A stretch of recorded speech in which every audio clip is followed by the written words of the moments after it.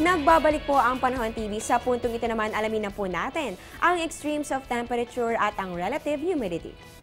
Para po sa ating minimum temperature na itala po ang 24.1 degrees Celsius, alas 6 po yan ng umaga at ang maximum naman po natin ay 33.5 degrees Celsius. Para naman po sa ating relative humidity, ang minimum po ay 65% at ang maximum naman po natin ay 98%.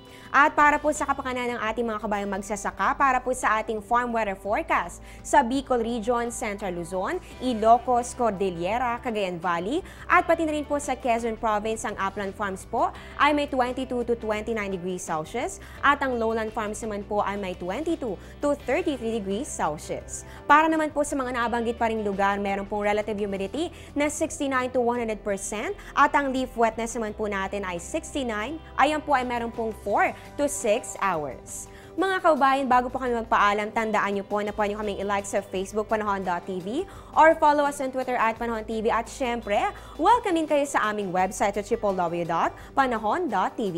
Abangan niyo po kami mamaya sa Balitaan Good Morning Boss at sa Oras-Oras sa Panahon TV Express dito lamang sa Telebisyon ng Bayan.